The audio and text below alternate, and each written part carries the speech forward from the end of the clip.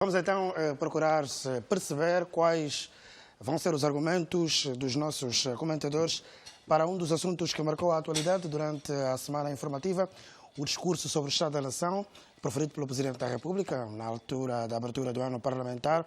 Conceição Vaz e Domingos Betico são os nossos comentadores residentes ao domingo.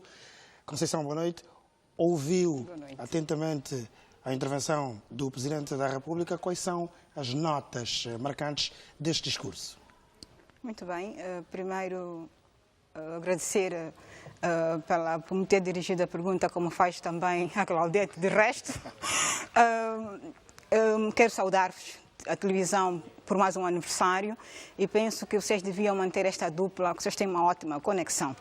O Duda não sabe, mas o meu companheiro aqui, o Betico, tem sempre uma nota fúnebre ou efeméride. Ontem foi o dia do pão.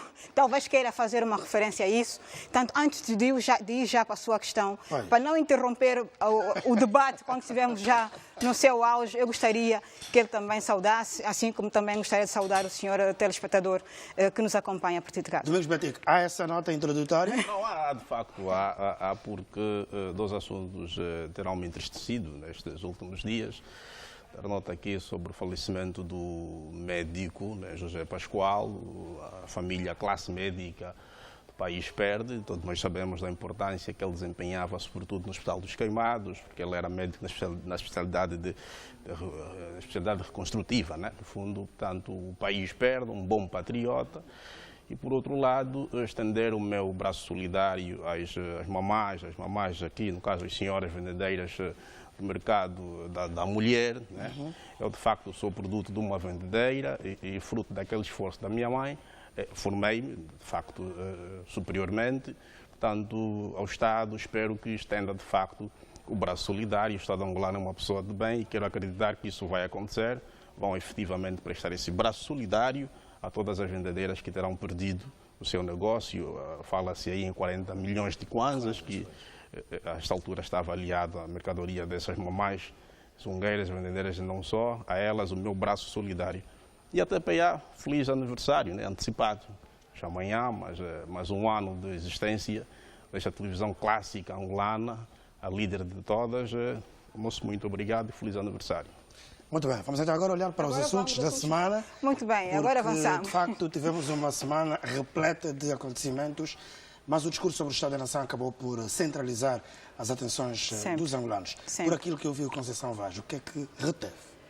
Ora, eu vou começar sempre pela forma. E, na realidade, também não é diferente. Os argumentos que trago não são diferentes das mesmas observações que fiz anteriormente. Primeiro, dizer que, quando olhamos para um Estado da Nação de um mandato de 4 anos, e para este em particular, na tomada de posse, o Sr. Presidente da República já trazia esta matriz, que é uma resenha, um levantamento muito transversal de todas as áreas. Ora, para o discurso de empossamento soou muito bem, porque ao eleitor, ao cidadão que o elegeu, para os cidadãos angolanos, era importante compreenderem que tinha um domínio transversal daquilo que era o país que estava a receber. Para o primeiro Estado da Nação, que eu penso que também eu fiz os comentários aqui no dia, pela TPA, também foi muito importante perceber esta descrição tão sectorial, tão minuciosa do país. Só que a governação e o Estado da Nação, elas criam de per si dinâmica.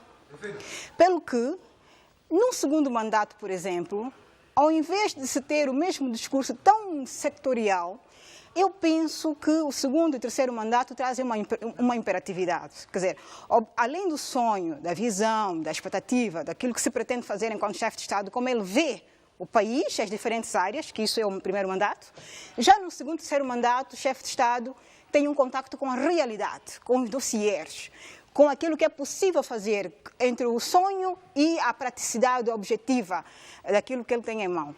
Pelo que, normalmente, no segundo e terceiro mandato, há o redimensionamento das ideias, algumas adequações das ideias, pontos de constrangimentos e formas de debelar os constrangimentos. Isso cria a dinâmica nos discursos do Estado da Nação. Que o Presidente não precisava o último discurso, olhar para todos os departamentos ministeriais para este último discurso. Não, porque eu acho sofrível. É sofrível não é para meus ouvidos, que eu não seria tão audaciosa em dizer uma coisa destas. Mas é sofrível para o chefe de Estado. Quero pensar que sim. Ficar numa posição quase, se me permitirem, de porta-voz do governo. Ele é o chefe do governo, mas ficar aí quase 2 horas a fazer uma leitura. É que o presidente ficamos quase 2 horas e dificilmente vemos o presidente a olhar para nós, para os angolanos. E quando digo olhar, vamos levá-lo das duas formas, conotativa e denotativa. Quer dizer, ficamos tanto tempo no papel e que depois o contacto, exprimir o sentimento com o cidadão, exprimir uma visão mais direta com o cidadão ficou além. A questão depois de que se isso também vai na parte interpretativa, de até que ponto olhou para o cidadão naquilo que é o conteúdo, também já podemos abordar. Bom, mas isso é em relação à forma. E em relação ao conteúdo? E agora já disse que a questão da interpretação, de que o olhar para os angolanos foi mais do que está no papel e não olhar, fazer tanto contacto visual, também pode se levar no modo interpretativo. Aí passamos para o conteúdo, senhora Paulo Dudas. E o conteúdo, eu devo dizer que, para mim, também pode ser a interpretação daquilo como se leva o governo. É tão exaustivo o discurso, Paulo Duda, traz tantos elementos que de facto está a ser feito, mas a questão é que também o Presidente da República em vários momentos diz que não há recursos, os recursos são limitados porque são sempre limitados os recursos. Daí que, quando eu falava da dinâmica que impõe ao mandato governamental, significa dizer que, por imperatividade de escassez, é preciso criar foco. Preciso criar foco. A dinâmica política lhe impõe assim. E quando vejo que o Sr. Presidente fala de que está a fazer uma série de coisas, está a fazer, as tantas não conseguiu concluir nada, me parece muito claro que faltou aqui alguma priorização, foco, imperatividade, intrepidez na ação política governativa. Quando diz que, por exemplo, nós não tivemos assim uma informação clara do que está a acontecer com os projetos, que aliás já disse anteriormente o Presidente da República que não tem financiamento para terminar o projeto do CUNEN, em relação à questão do desvio do rio, enfim, não há valores para tanto.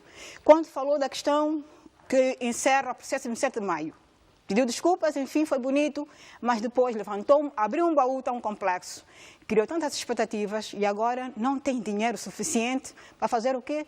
Todo o processo que leva à identificação dos corpos e pediu desculpas. Mas lá está. Se nós temos pessoas a morrer, a apanhar grau de farinha na rua, e tem que dividir o pouco que tem em tantas questões, por que não definiu, e várias vezes ao longo dos 4 anos, foi essa a nossa abordagem, que era preciso, que é normal que encontre um país com muitos problemas, às vezes queremos resolver tudo, mas liderança significa tomar decisões difíceis e prioritárias. Liderança significa coragem para definir o que é prioritário, o que é essencial num determinado momento e ter que deixar outras por uma questão de gestão mais corrente. Para já fico aqui. Este é o primeiro olhar sim, senhor. da Conceição Vaz em relação ao discurso sobre o Estado da Nação.